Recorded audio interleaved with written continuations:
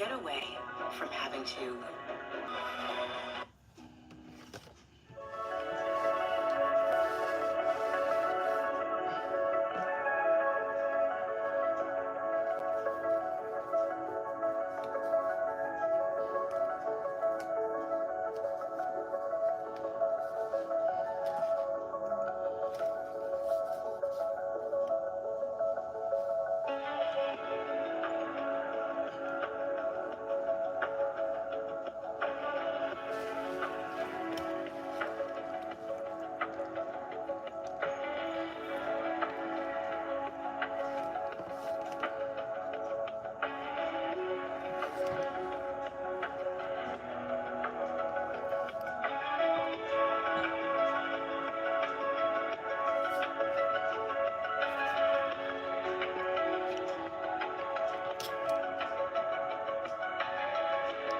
Hello, Gianti.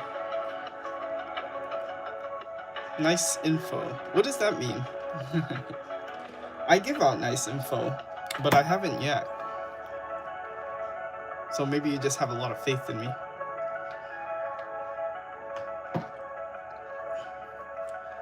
Alright. So I got a little head start on this here. Just the little details and stuff that'd be a pain to do on the live.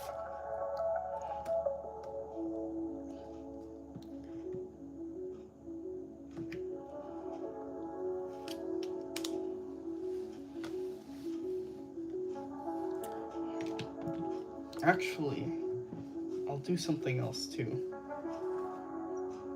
Let me get something ready.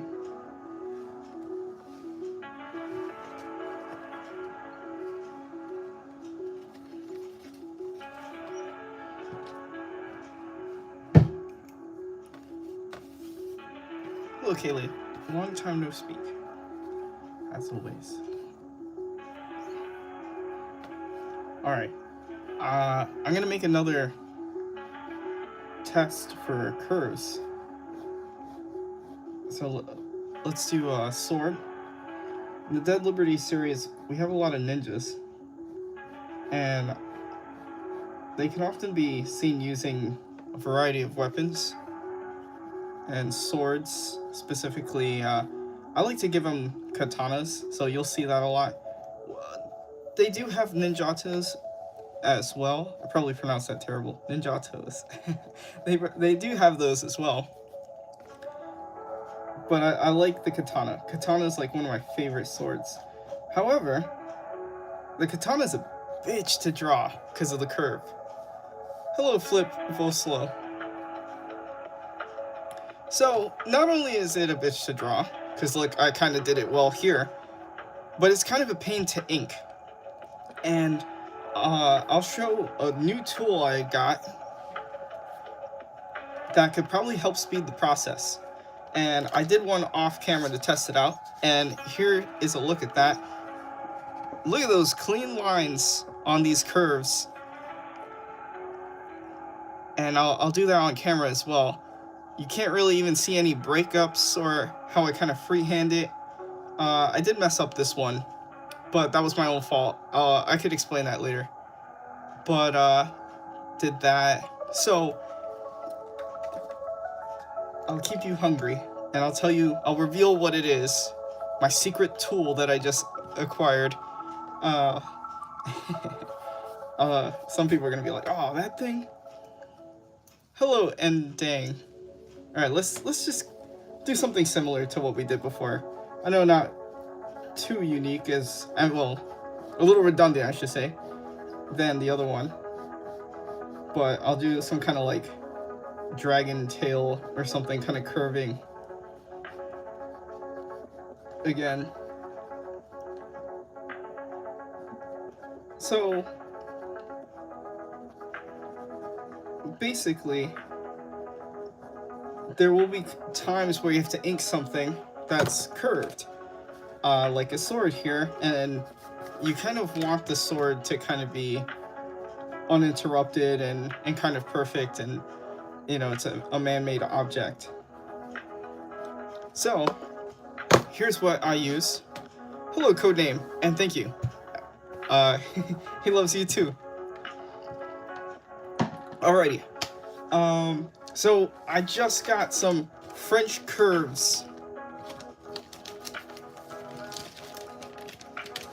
So we got 3 here.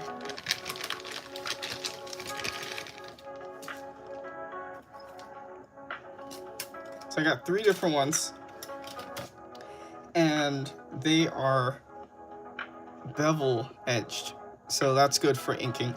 So if you look, when you ink, here we have our nib, and then you have this metal part here. So you just kind of like line that up, and it keeps from bleeding under the ruler. Now these are clear, so I can see under them. It would be smart if I moved my work and don't do this over my work. But this is what we're going to be doing next. We're going to be inking one of my covers for Red Sonja with Dynamite Comics. But first, I think we should kind of get this in. Let's show this first. Okay, so how am I going to ink this? First, I'll look through my French curves and see if I have one that kind of matches up the curve. And this kind of perfectly lined up. That couldn't have been any faster. So then I'll just line that up to my liking. And I'm not just gonna follow the whole French curve. I'm just gonna follow along the curve that I want. In this case, my sword. I'm gonna add playing here, skip that. And look how quick I did that. Where if I was to be doing that freehand, I could do a nice quick line with pencil, and then anything that's off, I could just erase it, and that's that. But with ink, I have to be a little slower. So by comparison, here is me trying to do that freehand. See, you have to kind of connect these lines. And this way is significantly faster and cleaner. Look how much cleaner that line is, especially for something man-made like a blade. Doesn't that look better? I was sleeping on the French curve. Okay, so let's grab the French curve again. Let's get this other side. So let's line that up.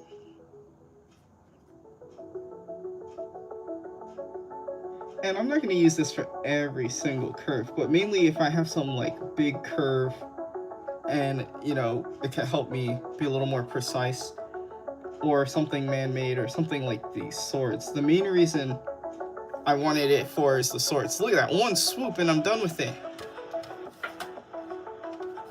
Versus how long that took me. We could probably count this, how long that took. And then something like this, I'll freehand that. And I could freehand this, the sword guard. And then I could, you know, freehand the hilt as we have like the wraps around it.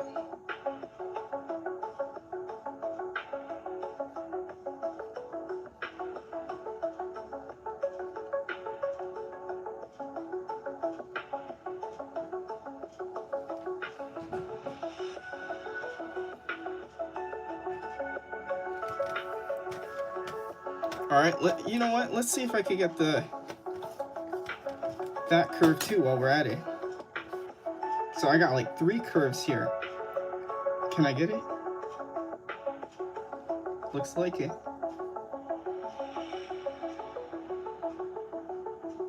Yep. I'm very happy with how effective this is, and I've been sleeping on it. Alright, now let's get to that tail here. Let's see if we got any curves that line up. Oops, I bent the edge of my card.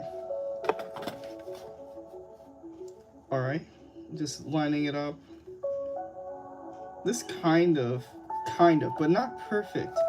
And unless I want to change my drawing to adhere to the French curve, which I don't think I need to do that. I found that's probably what the bigger one is best for. These wider angles. So now let's see. that kind of fits a bit better. But I'm trying to see if I could not change my drawing. Let's try this one. I feel like Goldilocks. That one was too small. This one was too big. Let's see if this one is just right. Is it? Is it just right? Oh, it does. It looks like it's just right. Let's try it. And I didn't have to compromise on my drawing. It was just right. Look at that. The medium one. Baby bear. Or mama bear.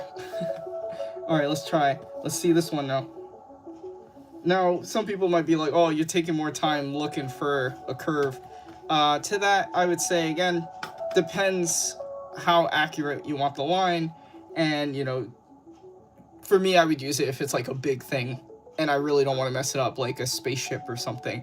And this could be really great when I'm using a thicker line. Actually, let's use a thicker line, because if I'm using like a marker point or something, here we have a 6. I get really scared doing that. I would kind of use a smaller pen size, because then, you know, I could kind of shape up the line if I kind of am not all that accurate. Oh, this looks good. Oh, it looks close. It looks just a little too small. Let's try. Is it satisfying? I think it is a little bit, but maybe it's just me playing with a new toy. Maybe I'll get sick of this. I'm kidding. I don't think I would.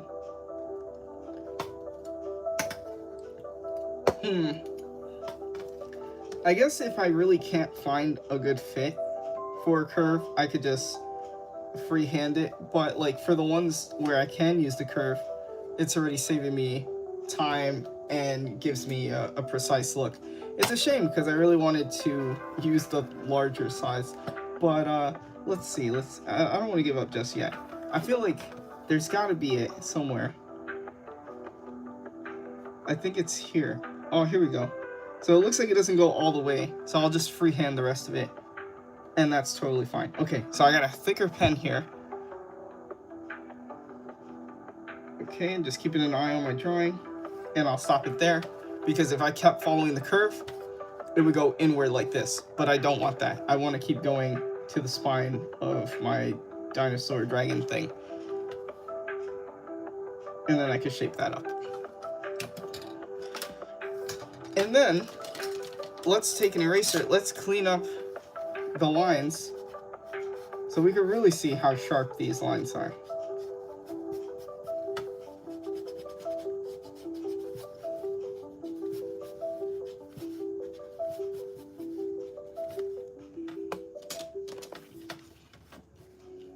So look at those lines now. Especially on the sword. As for this, I feel like my dragon dinosaur thing, I feel like that tail is a bit more organic. So I don't know, I probably wouldn't use the French curve on something organic. I think I'd just freehand it, and I think that could give it a more organic feel. As you can see here, I followed the curve too much. I should have stopped about here and then freehanded, but I followed the curve too much. So you gotta have some agency. It's not just turning off your brain and going, wee, wee, wee. You have to kind of, it's just help guiding you, you know, on some of the flow. So, what I would do then, if I was trying to fix that and someone's like, oh, you ruined it. You can always fix your drawing. And so here I'm gonna use a little white ink.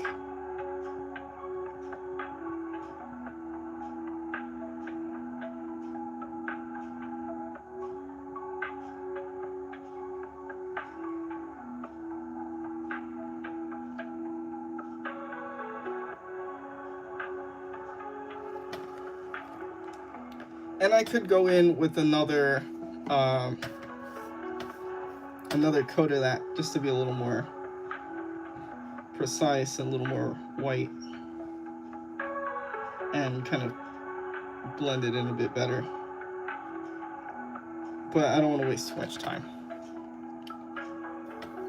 I am a perfectionist though, but it's kind of bothering me.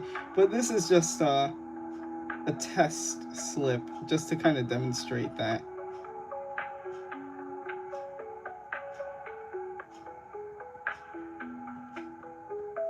Okay, so let's leave that alone. Can I do any more curves? Maybe on that thigh there. Let's see. See that thigh.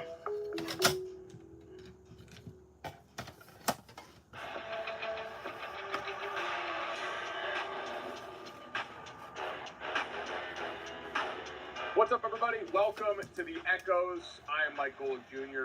She is Jess. What do we got here? 03?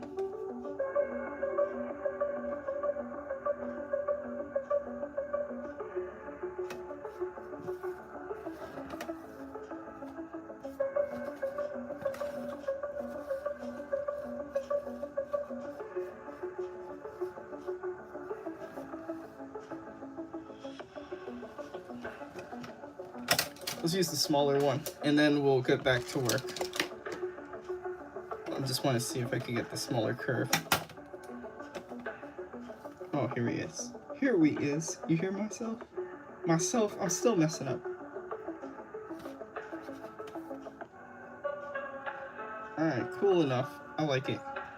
I would say, was it a bath? No, it wasn't. I think it was good. I think I only spent like $10 on it. And it came very quick too. $10, I got 3 of them. Great. Love it. I am very happy with this.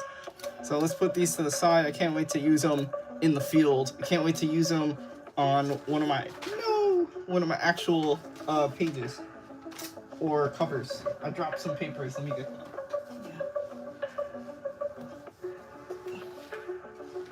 All right. So I hope I didn't bore anyone with those French curves. Wow, I really did a messy job with that white ink.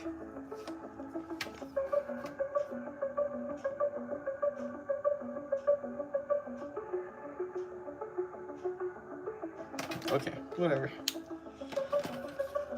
So moving on, here's our cover of Dynamite Comics, Red Sonja, and get some inks on this.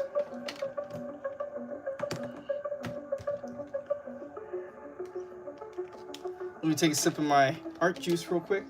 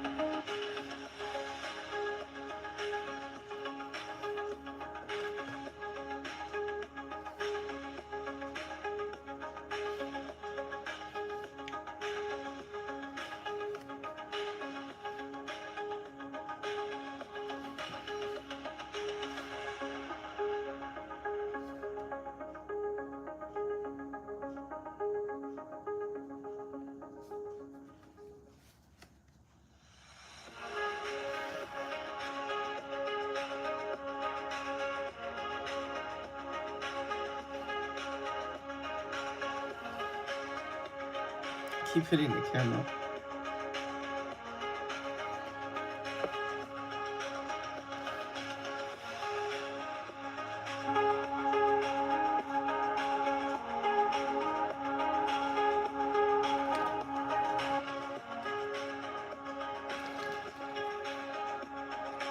So this is my third Red Sonja cover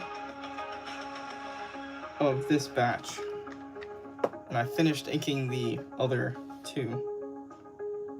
I have done a lot of Red Sonja covers at this point, and Red Sonja trading cards with Dynamite.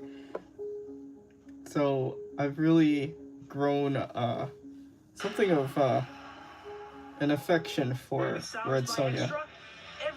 I really like this character, and I really like drawing the character. She's really pushed me. We've been answering that question for over 100 years. I would say when I first was working on Red Sonja for the trading cards, the sketch cards, I was a little worried because I was like, oh, she's like half naked, so I can't really like fall back on costumes or folds and the ripples and or armor or anything like that. I was like, I just have to have good anatomy, and I was always pretty good with anatomy, but or at least fairly comfortable in anatomy to the point where I could like work it and interpret it. But definitely female anatomy is a little bit difficult in some areas than muscular men and stuff like that. And as I worked, I think I did okay with those cards, but as I continue to work on Red Sonja for the covers, then I was really glad that I had the opportunity to work on her again and kind of just put her in more situations, more full body, and try to capture the essence of like sword and sorcery and the vibes.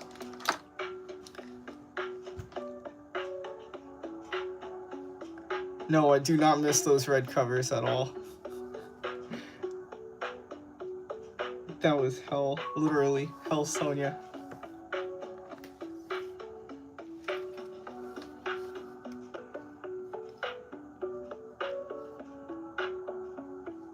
But yeah, I think the character Red Sonja really pushed me in my limits. And I kind of want to make a character kind of like her a little bit for my medieval series. I've already made one character that's kind of inspired by her and some other characters, but I almost kind of want to make a warrior type character, kind of like her, that is a little less covered, but at the same time, I don't. I want to because it's fun to draw the anatomy. There's a lot of little detail and muscle, but at the same time, I don't want to fall into the trope of like, oh, female armor in fantasy, you know what I mean? And I was always very kind of like, oh, I armor up my women, they're going to war, So I would have to come up with a good reason why. But even then, you can still get cut. It's kind of not a smart thing to do. So, I guess I'd just leave it.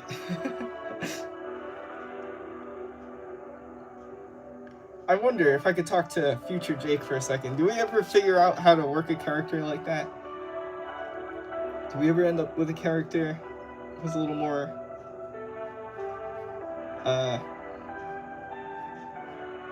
with a light wardrobe?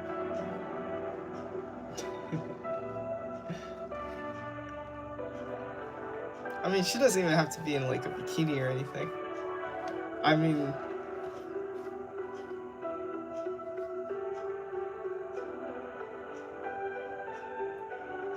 I don't know. I don't know. Maybe I just stay drawing Red Sonja.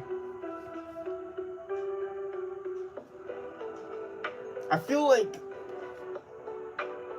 the more I get of Red Sonja covers, the more I can kind of develop her further and my way of drawing her.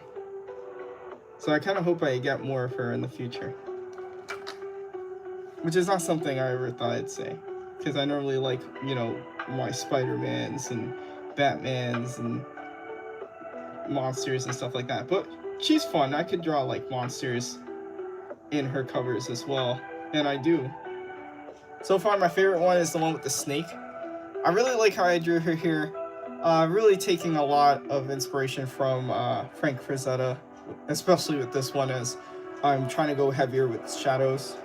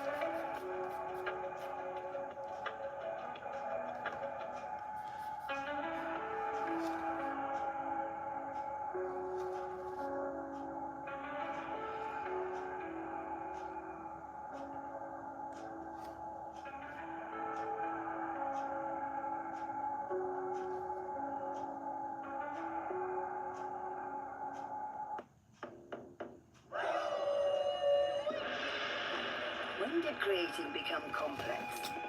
Costly?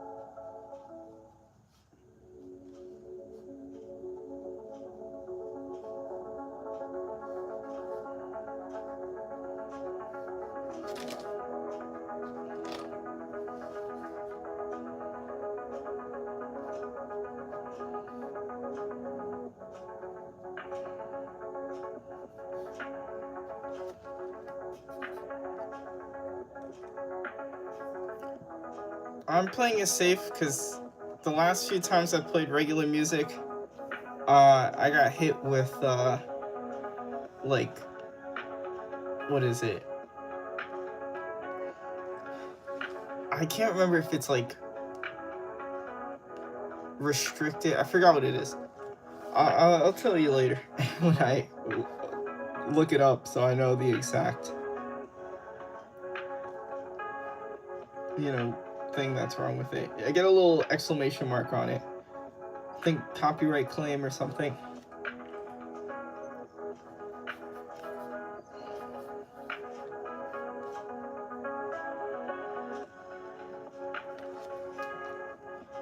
But I'm about to wrap up here.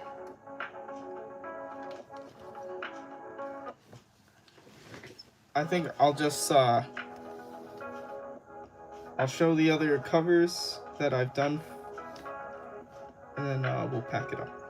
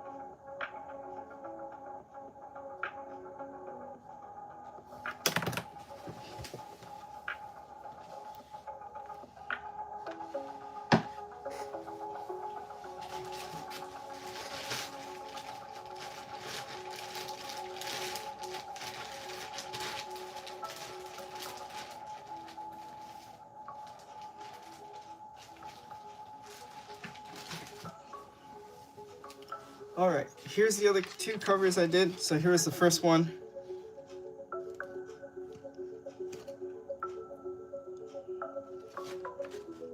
Kind of a action scene.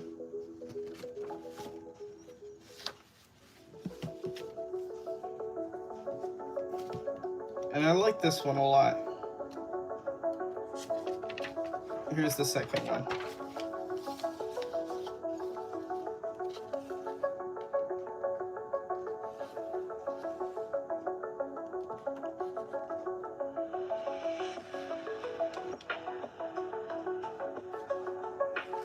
And thank you, Kaylee.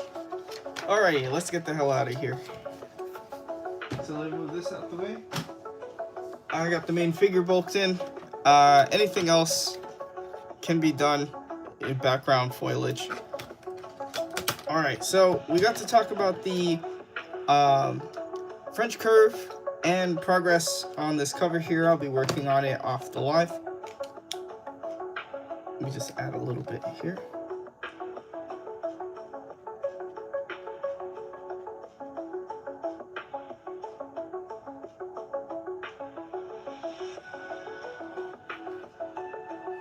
I'm just darkening my shadows.